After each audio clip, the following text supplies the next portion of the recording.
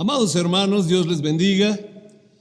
Qué privilegio poder estar nuevamente juntos para alabar al Señor con todo nuestro corazón. Le hemos cantado, le hemos adorado. Ahora es tiempo para honrar a nuestro Dios. Ahora es tiempo para honrar a nuestro Dios a través de su preciosa palabra. Vamos a orar. Padre, te damos gracias por este tiempo. Te pedimos que nos ayudes, Señor, a poder entender tu palabra, a oír y entender, Señor.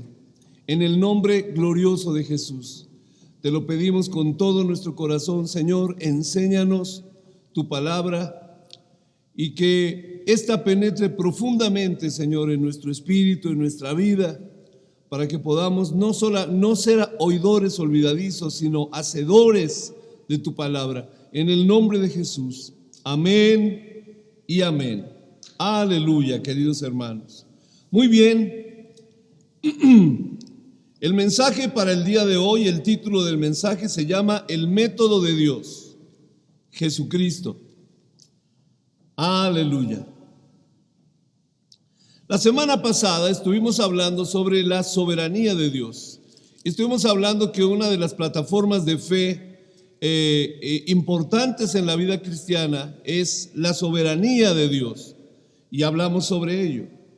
Hoy vamos a hablar de otra de las plataformas de fe para la vida cristiana que es muy importante, y esto es el método de Dios, Jesucristo. Aleluya.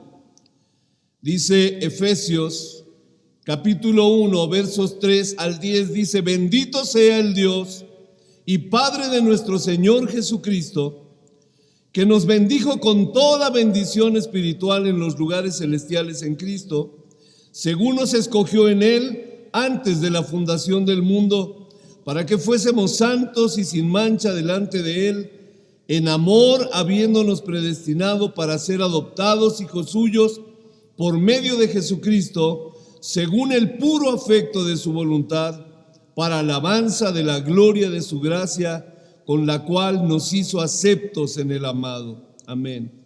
En quien tenemos redención por su sangre, el perdón de pecados según las riquezas de su gracia, que hizo sobreabundar para con nosotros en toda sabiduría e inteligencia, dándonos a conocer el misterio de su voluntad según su beneplácito. Escuche esto: el cual se había propuesto en sí mismo de reunir todas las cosas en Cristo, en la dispensación del cumplimiento de los tiempos, así las que están en los cielos como las que están en la tierra. Aleluya. Todas, dice la palabra de Dios, de reunir todas las cosas en Cristo. Cristo es el centro, amados hermanos, y esto es de lo que vamos a hablar el día de hoy. Cristo es el centro de absolutamente todo, todo. Amén. Fíjese bien, si como dijimos la semana pasada cuando hablamos de la soberanía de Dios, si Dios es el dueño de todo el universo y tiene el control sobre absolutamente todo, una pregunta es importante: ¿de qué manera obra Dios? ¿De qué manera obra Él? ¿Qué está en el centro del corazón de Dios? Es Cristo, amados hermanos. Cristo es el centro. Se trata de Cristo. Cristo es el protagonista de la historia. De hecho, toda la Escritura habla de Él. Desde Génesis hasta Apocalipsis, ¿verdad? Se estaba anunciando la venida del Cristo, la venida del Mesías, de Jesús el Cristo. Ahora, esto que decimos, que Cristo es el protagonista de la historia, significa, queridos hermanos, que la tierra gira en torno a Cristo. No solamente la tierra, sino que todo, amados hermanos, debe girar, toda la creación, todo absolutamente debe girar en torno a Cristo. La misma historia se mueve en torno a Cristo. Veamos algunas evidencias.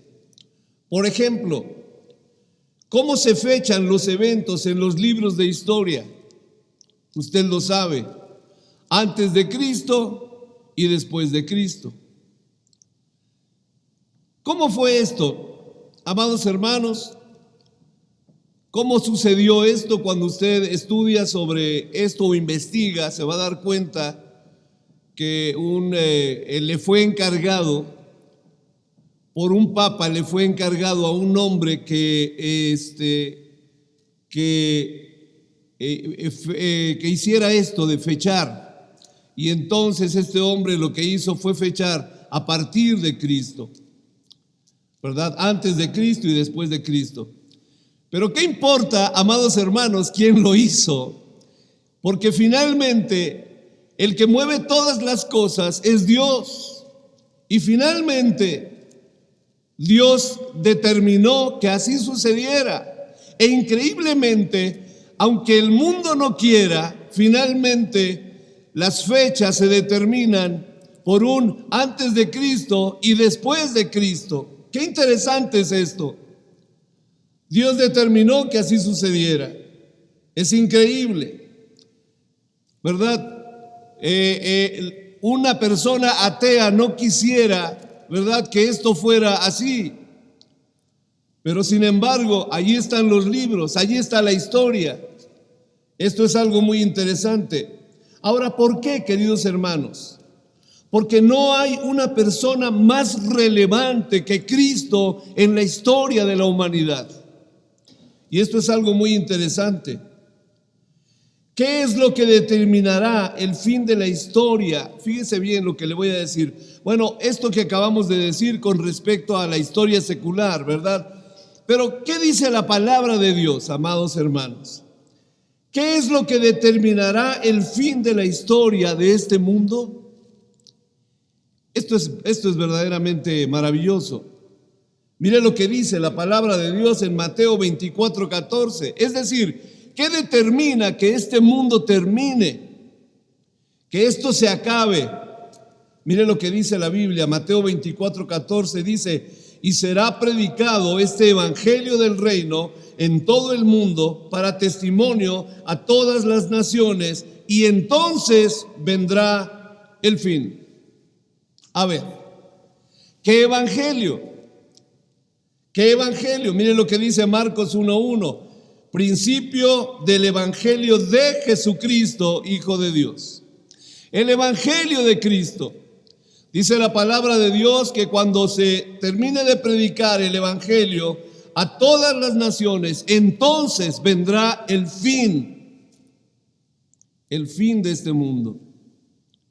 Entonces vendrá el fin. Fíjese qué interesante. Qué interesante, la permanencia de este mundo, la vida de este mundo depende de que Jesucristo, escúcheme bien, depende de que el evangelio de Jesucristo sea predicado en todo el mundo. ¿Se da cuenta que todo gira realmente alrededor de Cristo?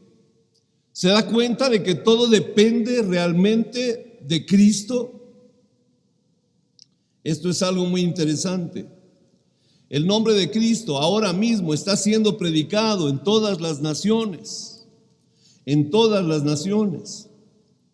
El hombre necesita saber que Jesús es el Cristo, ¿verdad? La gente necesita oír el evangelio. Hechos capítulo 1, verso 11.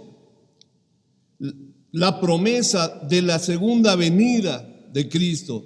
Dice, Hechos 1:11 dice: los cuales también les dijeron: varones galileos, ¿por qué estáis mirando al cielo?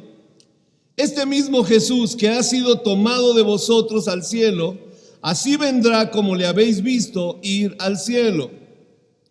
¿Qué significa esto? Significa que todo absolutamente se está moviendo en torno a Jesús. ¿Qué estamos esperando? ¿Qué se espera, queridos hermanos? El regreso de Jesucristo. Y el regreso de Cristo cambia totalmente todas las cosas en este mundo.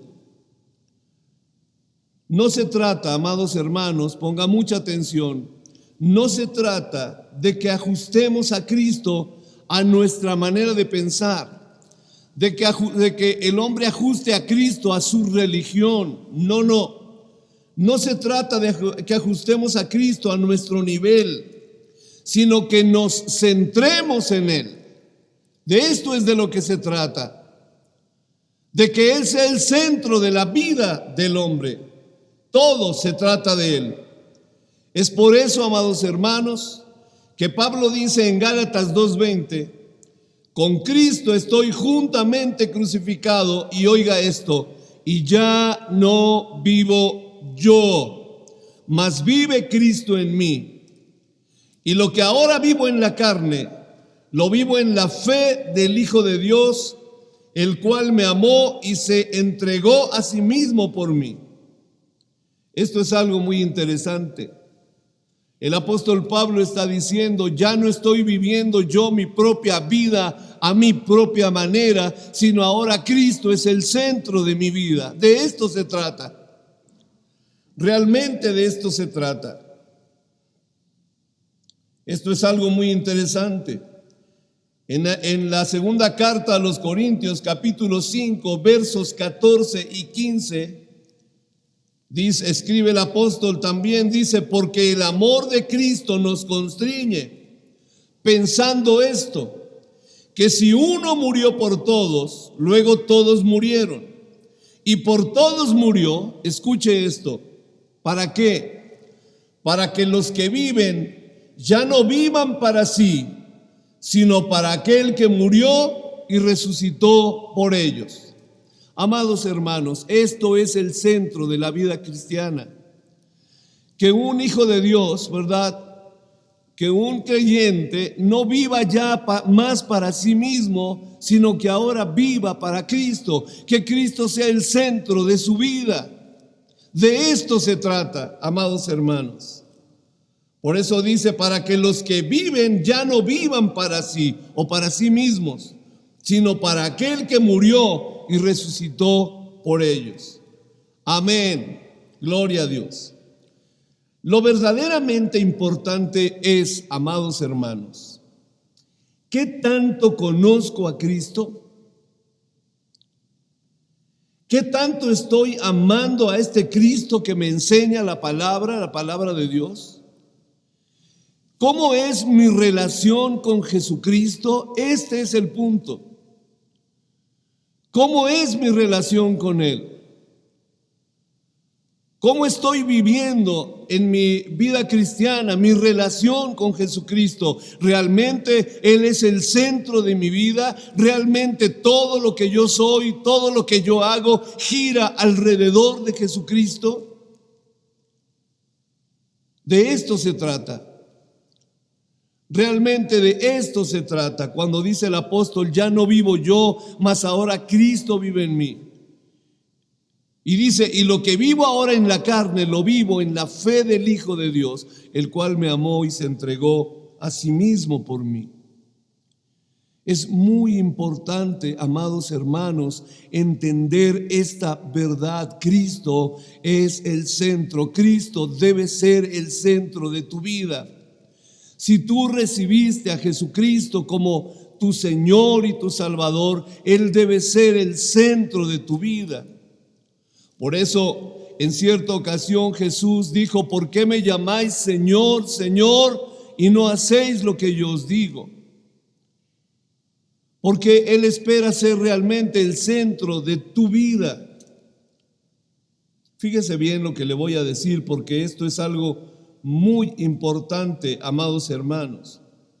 Una vida de fe, oiga esto, una vida de fe sin Cristo se convierte en una vida religiosa. Repito, una vida de fe sin Cristo se convierte en una vida religiosa. ¿Recuerdan ustedes a Pablo antes de su conversión, antes de su encuentro con Cristo? ¿Quién era Pablo? Era un hombre que conocía las Escrituras, era un hombre que estudiaba las Escrituras, el Antiguo Testamento, la ley, los profetas, los salmos, ¿verdad? Era un erudito incluso en las Escrituras, era un maestro de Israel. Sin embargo, amados hermanos, todo lo que tenía realmente era una religión. Era todo lo que tenía, solamente una religión. Todo cambió a partir de su encuentro con Cristo. Sus motivaciones cambiaron, todo cambió, llegó a ser una nueva criatura. Pero antes de eso solo tenía una religión. Una religión puede ser mucho conocimiento, pero no hay nada de fondo, nada espiritual, realmente. Mucho conocimiento, pero no conocía a Cristo, solo tenía religión. Ahora, esto es algo muy interesante que vamos a ver ahorita. ¿Y cuál es el fin de una vida religiosa? ¿Qué es lo que produce una vida religiosa solamente? En 1 de Corintios, capítulo 10, verso 20, nos dice que una vida religiosa lo que produce es que las personas sean atacados y controlados por los demonios. Pues las personas no tienen a Cristo. Y entonces su vida puede convertirse en una vida llena de misticismo, en una vida que tiene todo menos a Cristo. Oiga esto, y al hacer eso es una desviación, porque al hacer eso el enemigo toma ocasión y entonces controla a las personas en su religiosidad. Mire lo que dice 1 de Corintios 10:20, dice: antes digo que lo que los gentiles sacrifican en sus religiones, dice, a los demonios los sacrifican y no a Dios. ¿Oyó eso? Y no quiero, dice el apóstol, que vosotros os hagáis partícipes con los demonios. Interesante, ¿verdad? Las personas religiosas pueden ser controladas por los demonios y incluso tener deseos homicidas, deseos de robo, de fornicación, de tantas cosas, queridos hermanos, porque son controlados por demonios. Las personas pueden ser controladas por los demonios. Les voy a hacer una pregunta. ¿Quiénes son los que querían matar a Jesús? ¿No eran precisamente los religiosos de su tiempo? ¿No fueron precisamente ellos sus principales enemigos? Miren lo que dice la palabra de Dios. Eran los principales sacerdotes y los escribas, fariseos, etcétera. Mira lo que dice Lucas 19:47, dice: y enseñaba cada día en el templo, pero los principales sacerdotes, los escribas y los principales del pueblo, oiga esto, procuraban matarle. ¿Quiénes? ¿Quiénes eran los que procuraban matarle? Los que leían las escrituras, los que las enseñaban. La gente que tenía la religión judía. Ellos fueron, queridos hermanos, los principales enemigos de Jesús, los que lo persiguieron durante todo su ministerio, los que intentaron asesinarlo durante todo su ministerio, precisamente los religiosos de su tiempo. Increíble. Pero es que esto es así. Si Cristo no está en el centro de la vida de una persona, no hay cambios profundos. Todo lo que tienen es conocimiento aquí de cabeza, pero no hay cambios profundos espirituales. Pero lo que el cristianismo realmente ofrece, lo que Cristo ofrece a una persona, es un cambio radical, un cambio total. De hecho, la persona se convierte en una nueva criatura. Amén. Juan capítulo 8, versos 39 al 44. Dice, respondieron y le dijeron, nuestro padre es Abraham. Y Jesús les dijo, si fueseis hijos de Abraham, las obras de Abraham haríais. Pero ahora procuráis matarme a mí, hombre que os he hablado la verdad, la cual he oído de Dios. ¿No hizo esto Abraham? Vosotros hacéis las obras de vuestro padre. Entonces le dijeron, nosotros no somos nacidos de fornicación, un padre tenemos que es Dios. Jesús entonces les dijo, si vuestro padre fuese Dios, oigan esto, si vuestro padre fuese Dios, ciertamente me amaríais, porque yo de Dios he salido y he venido, pues no he venido de mí mismo, sino que Él me envió. ¿Por qué no entendéis mi lenguaje? ¿Por qué no podéis escuchar mi palabra? Vosotros sois de vuestro padre el diablo, y los deseos de vuestro padre queréis hacer. Él ha sido homicida desde el principio y no ha permanecido en la verdad, porque no hay verdad en él. Cuando habla mentira, de suyo habla, porque es mentiroso y padre de mentira. Jesús está enfrentando a los religiosos de su tiempo y les está diciendo abiertamente, llanamente, claramente, les está diciendo, ustedes no son hijos de Dios, ustedes son hijos del diablo, porque las obras de su padre el diablo, ustedes quieren hacer, porque procuran matarme. Son asesinos. Qué fuertes palabras, queridos hermanos. Qué duro es esto realmente. Veámoslo en la vida del mismo Pablo antes de su conversión. Hechos capítulo 9, versos 1 al 2. Mire lo que dice la Biblia. Saulo, respirando aún amenazas y muerte contra los discípulos del Señor. ¿Qué es esto de respirando aún amenazas y muerte? Estaba lleno de odio contra los cristianos.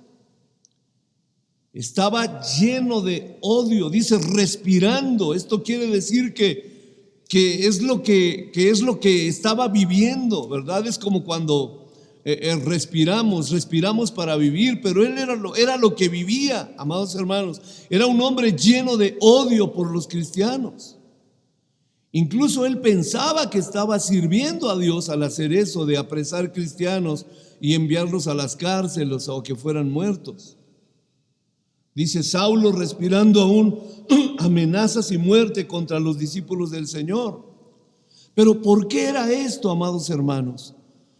Porque Saulo era controlado por los demonios. Esa es la verdad. Saulo caía en la misma categoría de aquellos a los que Jesús les dijo, ustedes son hijos del diablo porque las obras de vuestro padre el diablo queréis hacer porque procuráis matarme. Pablo estaba haciendo exactamente lo mismo. Saulo de Tarso estaba haciendo exactamente lo mismo, amados. Vuelvo a leer Hechos 9 del 1 al 2. Dice Saulo respirando aún amenazas y muerte contra los discípulos del Señor, vino al sumo sacerdote y le pidió cartas para las sinagogas de Damasco, a fin de que si hallase algunos hombres o mujeres de este camino, los trajese presos a Jerusalén.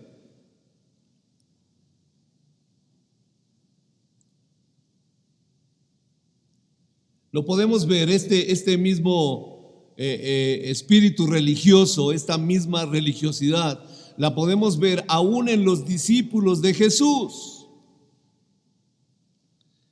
Lucas capítulo 9, versos 54 al 55.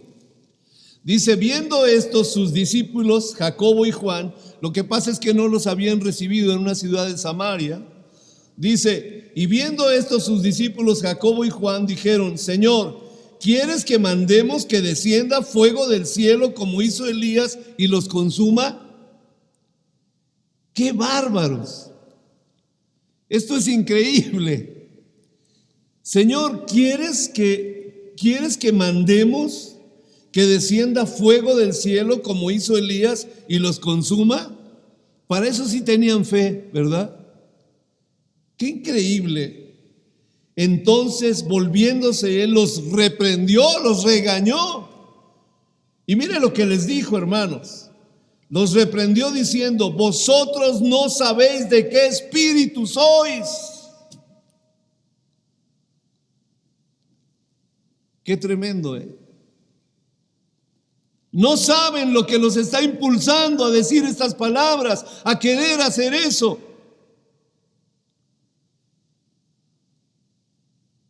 Es fuerte, amados hermanos.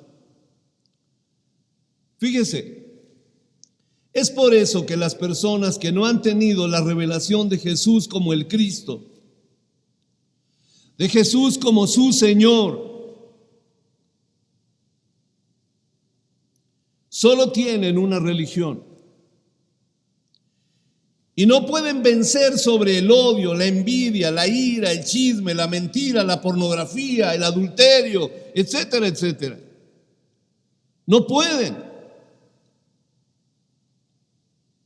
porque no tienen a Cristo. ¿Se da cuenta? En una palabra, son controlados por los demonios.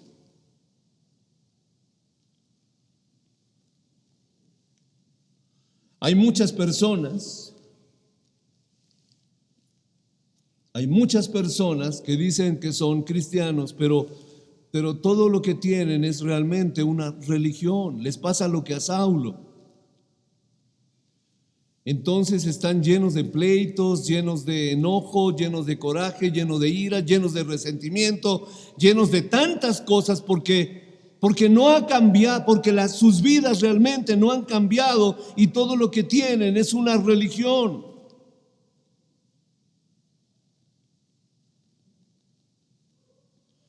Dios quiere realmente producir un cambio, ¿verdad?, a través de la revelación de Cristo a sus vidas.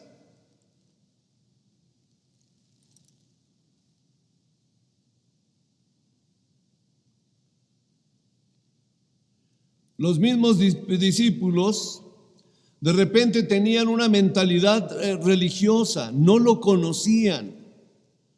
Miren lo que los discípulos, por ejemplo, hablando de los discípulos del Señor, en Mateo capítulo 17, versos 1 al 9, dice: 6 días después, Jesús tomó a Pedro, a Jacobo y a Juan su hermano, y los llevó aparte a un monte alto, y se transfiguró delante de ellos, y resplandeció su rostro como el sol, y sus vestidos se hicieron blancos como la luz.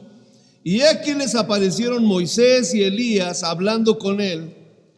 Entonces Pedro dijo a Jesús: Señor, bueno es para nosotros que estemos aquí. Si quieres, hagamos aquí 3 enramadas, una para ti, otra para Moisés y otra para Elías. Mientras él aún hablaba, una nube de luz los cubrió. Y aquí una voz desde la nube que decía: este es mi Hijo amado, en quien tengo complacencia, a él oíd todo. La voz aquella, la voz de Dios, ¿verdad?, solo les estaba diciendo: céntrense, concéntrense en Jesús, en el Cristo. Este es mi Hijo amado, en quien tengo complacencia, a él oigan. Al oír esto, los discípulos se postraron sobre sus rostros y tuvieron gran temor. Entonces Jesús se acercó y los tocó y dijo: levantaos y no temáis. Y alzando ellos los ojos, a nadie vieron, sino a Jesús solo. Cuando descendieron del monte, Jesús les mandó diciendo: no digáis a nadie la visión hasta que el Hijo del Hombre resucite de los muertos. Pero quiero que pongan mucha atención. Tal parece, queridos hermanos, ellos querían hacer, al decir que querían hacer 3 enramadas, una para Moisés, otra para Elías y otra para Jesús. Probablemente estaban pensando en quedarse allí, ¿verdad?, y hacer tipo tiendas, ¿verdad? Hacer unas, pero también se me figura con una actitud religiosa, como diciendo, vamos a hacer 3 capillitas, una para Moisés, otra para Elías y otra para ti, Señor.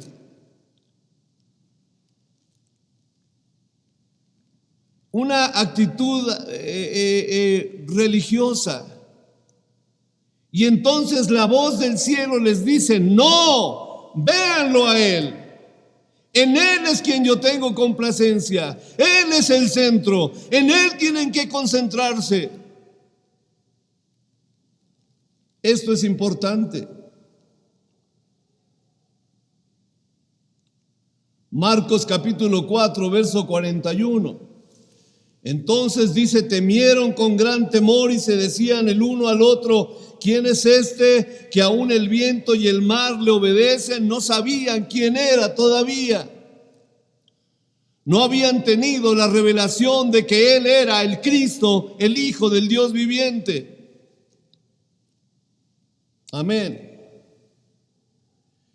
Cristo, amados hermanos, Cristo, solo Cristo, solo Cristo. Cristo es la solución de Dios al problema más grande del hombre. La separación del hombre y Dios, este es el problema más grande, de donde se derivan cientos de problemas. Es por eso que si clamamos el nombre de Cristo se solucionan todos los problemas. Solo en Cristo hay salvación. Él dijo, yo soy el camino, la verdad y la vida, y nadie viene al Padre sino por mí. Hechos 4:12 dice, y en ningún otro hay salvación, porque no hay otro nombre bajo el cielo dado a los hombres en que podamos ser salvos. Romanos 10:13 dice, porque todo aquel que invocare el nombre del Señor será salvo. ¿Quién? El que invoque el nombre del Señor será salvo. Pero nadie puede llamar a Cristo Señor sino por el Espíritu Santo, por una revelación espiritual. Pero reconocer a Cristo, amados hermanos, como Señor es un asunto de revelación. Es un asunto de revelación. No se trata solamente de que alguien repita. No. Muchas veces hay personas que lo que quieren es, pero repite esta oración, pero repite esto. Pero no se trata de que la gente repita, se trata de que haya una revelación que realmente Jesús es el Cristo, el Hijo del Dios viviente. Que Jesús es el Señor. Amén. Es un asunto de revelación. Mire lo que dice 1 Corintios, verso 12:3. Dice, por tanto, os hago saber que nadie que hable por el Espíritu de Dios llama anatema a Jesús. Y nadie puede llamar a Jesús Señor, oiga esto, sino por el Espíritu Santo. Es decir, es el Espíritu de Dios, el Espíritu Santo, quien revela a Cristo en el espíritu humano. Quien revela a Cristo. Mateo capítulo 16, versos 15 al 17 dice, Él les dijo, ¿y vosotros quién decís que soy yo? Respondiendo Simón Pedro dice,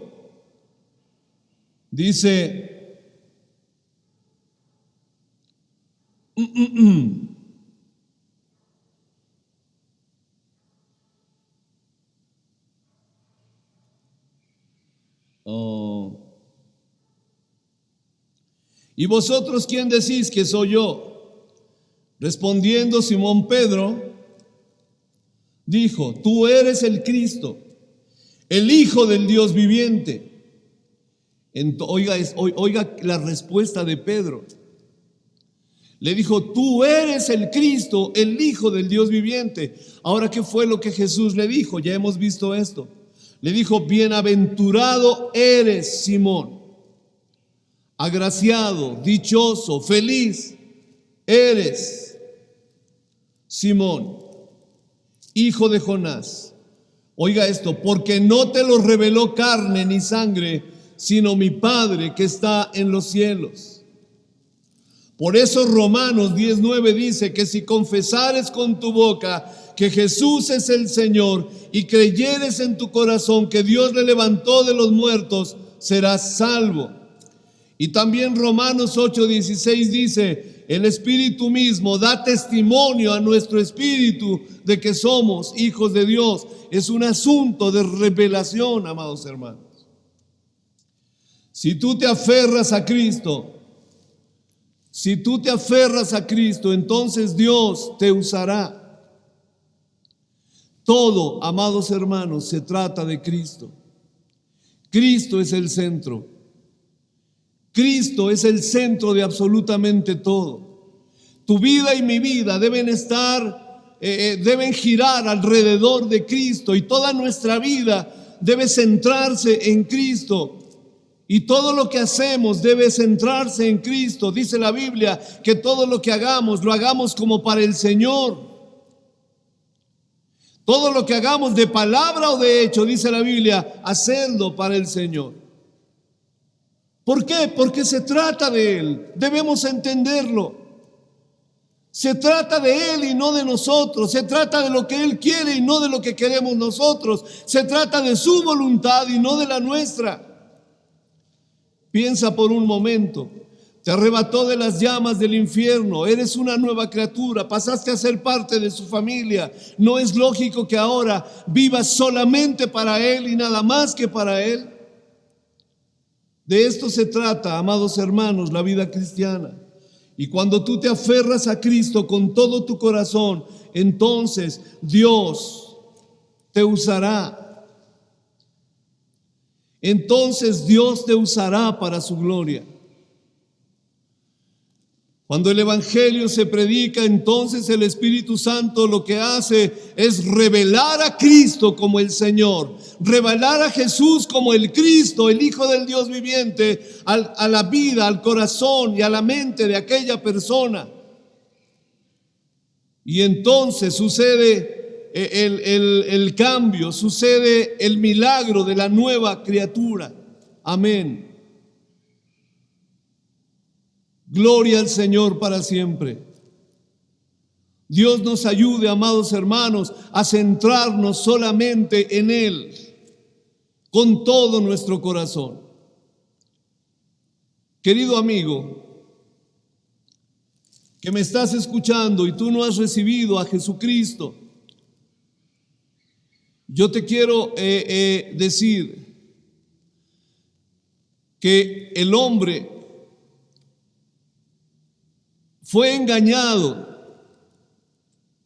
por Satanás y entonces falló en el huerto del Edén, allá en el principio.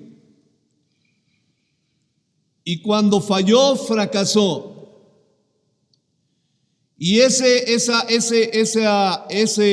fallo, esa desobediencia, vino a traer una separación, no solamente de Adán y de Eva, sino de toda su descendencia. Y allí, en esa descendencia, estamos tú y yo, querido amigo.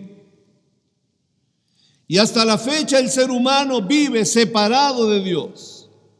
Los seres humanos cuando nacen separados de Dios, porque heredaron esa separación de Adán.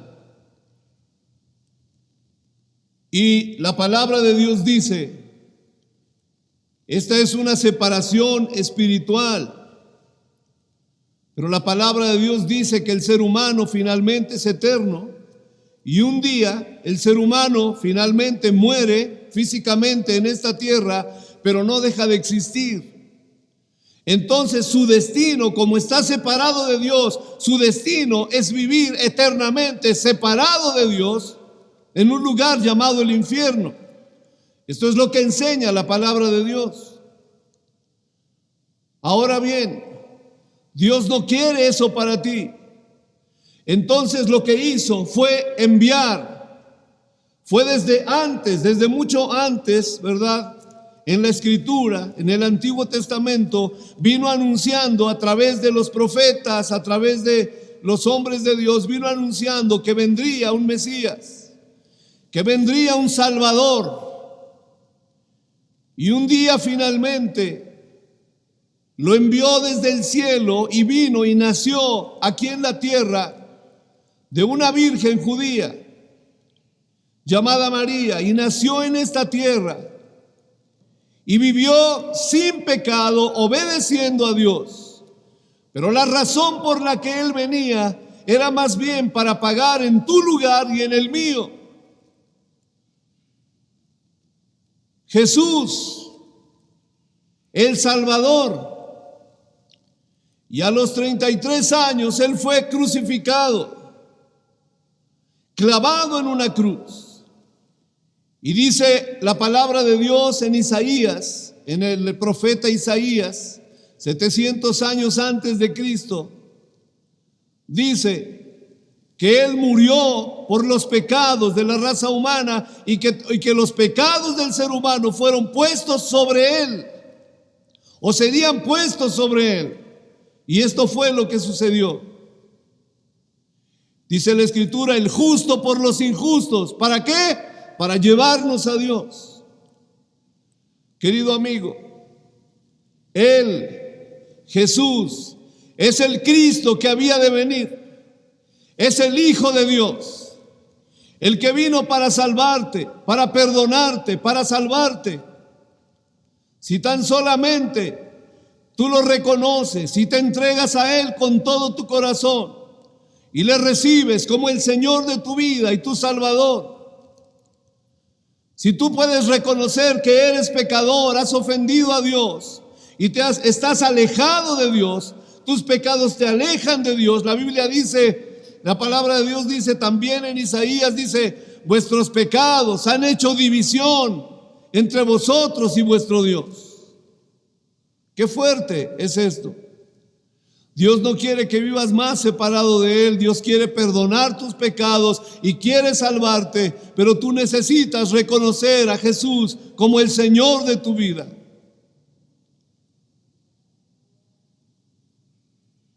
Entrégale tu vida. Recíbelo como tu Señor, como el dueño de tu vida, que Él sea el centro de tu vida. Jesús, el Cristo, el Hijo del Dios viviente, y serás salvo.